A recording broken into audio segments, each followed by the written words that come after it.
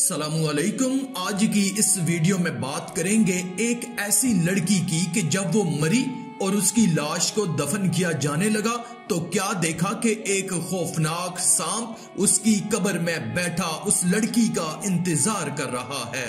عبرت حاصل کرنے کے لیے اس ویڈیو کو پورا ضرور دیکھیں، اور اگر یہ ویڈیو پسند آئے تو کمنٹ میں اللہ اکبر لکھ کر ہمارے اس چینل کو سبسکرائب کر دیں۔ شکریہ۔ ایک دفعہ کا واقعہ ہے، کسی جگہ ایک نوجوان لڑکی کا انتقال ہو گیا۔ اس کی لاش کو غسل دیا گیا اور کفن پہنانے کے بعد نماز جنازہ پڑھی گئی اور اس کی قبر کی کھدائی کا کام بھی مکمل ہو گیا۔ اس کے بعد میت کو قبرستان میں لایا گیا اور لاش کو جیسے ہی قبر میں رکھنے لگے تو لوگوں نے دیکھا کہ قبر میں ایک خوفناک سانپ نکل آیا ہے۔ دیکھ کر ایسا لگ رہا ہے کہ وہ اس لاش کا انتظار کر رہا ہے۔ یہ دیکھ کر سب لوگ ڈرنے لگے اور گھبرانے لگے۔ اس کے بعد ان لوگوں نے اس قبر کو بند کر دیا اور ایک اور قبر کی کھدائی کی۔ جب قبر کھودی گئی تب قبر کے اندر کچھ نہیں تھا، لیکن جیسے ہی پھر سے میت کو لایا گیا اور قبر میں رکھنے لگے تو دیکھا وہی سانپ دوسری قبر میں بھی موجود ہے جو سانپ پہلی قبر میں تھا۔ اس کے بعد ان لوگوں نے تیسری قبر کی کھدائی کی، مگر اس قبر میں بھی وہی سانپ نظر آیا جو پہلی اور دوسری قبر میں تھا۔ ان لوگوں نے ایسے ہی بہت ساری قبروں کو کھودا، مگر ہر ایک قبر میں وہی سانپ موجود تھا۔ اس کے بعد پھر لوگوں نے علماء اکرام سے رابطہ کیا تو مولانا صاحب نے بتایا کہ اس لڑکی نے کوئی دنیا میں بہت بڑا گناہ کیا ہوگا، اس گناہ کی سزا اللہ اسے دے رہا ہے۔ تم جہاں پر بھی اس لڑکی کی قبر کو کھودو گے وہاں پر یہ سانپ موجود ہوگا، تم لوگ اسے اسی حالت میں دفن کر دو۔ اللہ اکبر، کتنا خوفناک منظر ہوگا وہ۔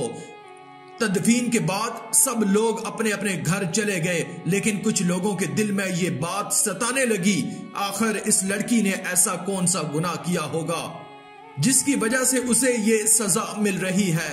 کچھ لوگوں کے دلوں میں یہ بات جاننے کی خواہش پیدا ہو گئی تو وہ لوگ اس کے گھر گئے اور اس کے باپ سے پوچھا کہ آپ کی لڑکی نے ایسا کون سا گناہ کیا تھا جس کی سزا اللہ تعالیٰ آپ کی بیٹی کو دے رہے ہیں۔ یہ سن کر اس کا باپ رونے لگا اور روتے ہوئے کہا کہ مجھے یہ بات بتانے میں شرم آ رہی ہے، لیکن سنو اور اپنی بیٹیوں کو سمجھاؤ تاکہ اور کسی کے اوپر یہ سزا نہ ہو۔ میری بیٹی اس دنیا میں بے پردہ رہا کرتی تھی اور اپنے چہرے پر میک اپ لگایا کرتی تھی اور اپنے ہونٹوں پر لپسٹک لگا کر بازاروں میں غیر مردوں کے سامنے گھوما کرتی تھی اور لڑکوں کے ساتھ جھوٹی محبت کیا کرتی تھی۔ ہم نے اپنی لڑکی کو بہت سمجھانے کی کوشش کی مگر اس نے ایک بات بھی نہیں سنی۔ پیارے دوستو، اللہ تعالیٰ کو یہ دکھانا مقصود تھا کہ دیکھو اس عورت کا کیا انجام ہوا، اس کو کیسا ہولناک عذاب دیا گیا۔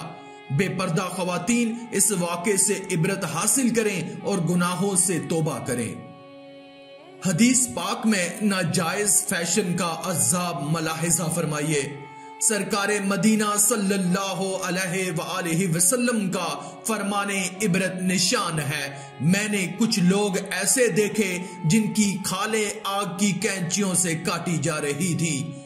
میرے استفسار پر بتایا گیا یہ وہ لوگ ہیں جو ناجائز اشیاء سے زینت حاصل کرتے تھے، اور میں نے ایک گھڑا بھی دیکھا جس میں سے چیخ و پکار کی آوازیں آ رہی تھیں۔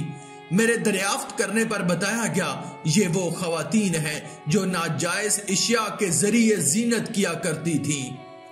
یاد رکھیے، نیل پالش کی تہ ناخنوں پر جم جاتی ہے، لہٰذا ایسی حالت میں وضو کرنے سے نہ وضو ہوتا ہے نہ نہانے سے غسل اترتا ہے۔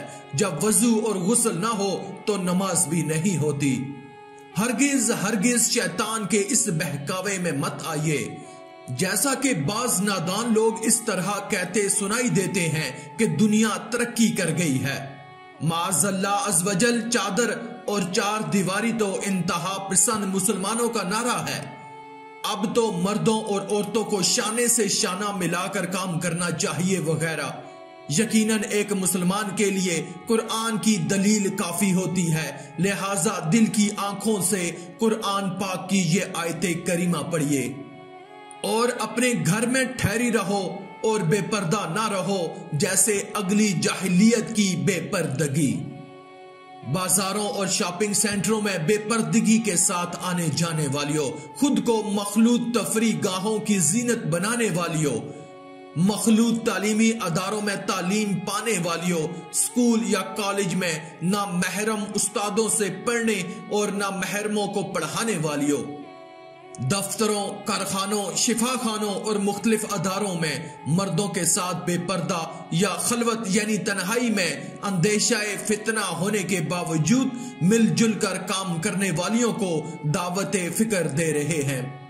دوستو، موت کا مزہ تو ہر ایک نے چکھنا ہے اور قبر کی اندھیری کوٹھری میں ضرور جانا ہوتا ہے، لیکن ہم لوگ اس دنیا کی رنگینیوں میں اس قدر مگن ہو گئے ہیں کہ قبر کو بھول گئے، لیکن قبر ہمیں نہیں بھولی، قبر ہمیں ہر وقت یاد کرتی ہے۔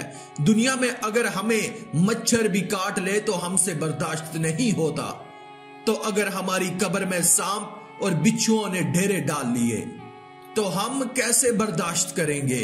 یہ لمحہ فکریہ ہے، سوچئے اور اللہ کے حضور حاضر ہو کر اپنے گناہوں سے توبہ کرو، بے شک میرا اللہ بڑا مہربان اور نہایت رحم والا ہے، وہ ہمیں ضرور معاف فرمائے گا۔ الرحمن علم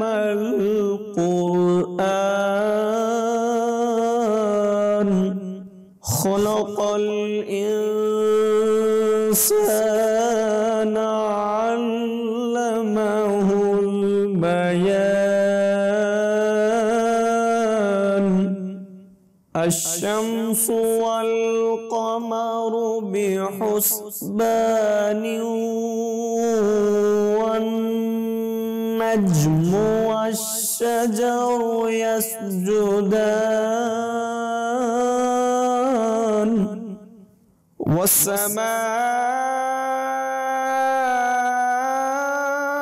والسماء رفعها ووضع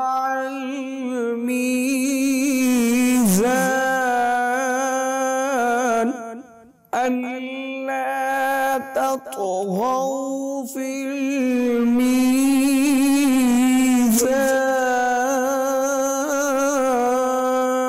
الميزان وأقيموا الوزن بالقسط ولا تخسروا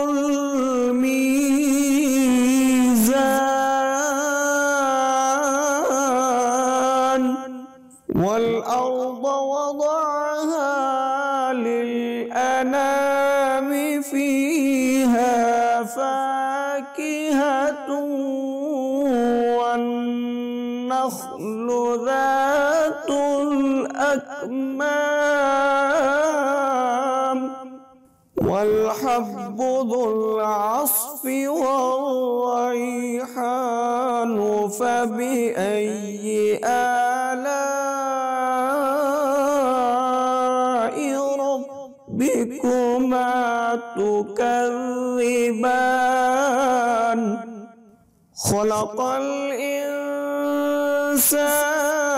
من صلصال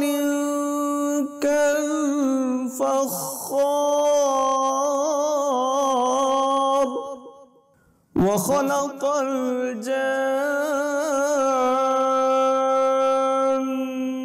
من مارج من نار فبأي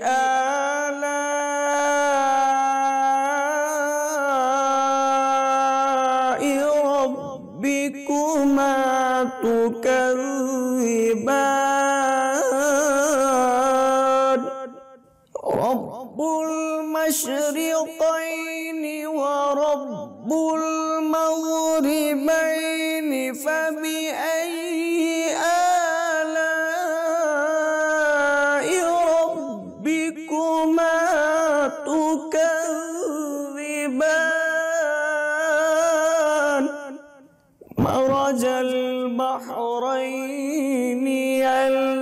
تبغيان بينهما برزخ لا يبغيان فبأي آلاء ربكما تكذبان يخرج منهما اللؤلؤ والمرجان فبأي آلاء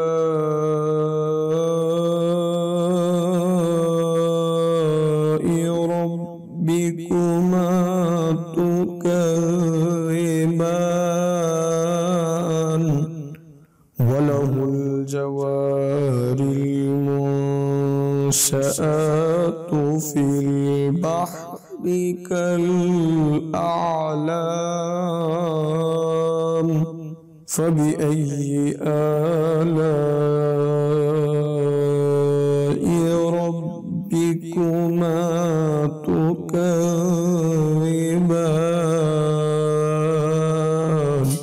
صدق الله العظيم۔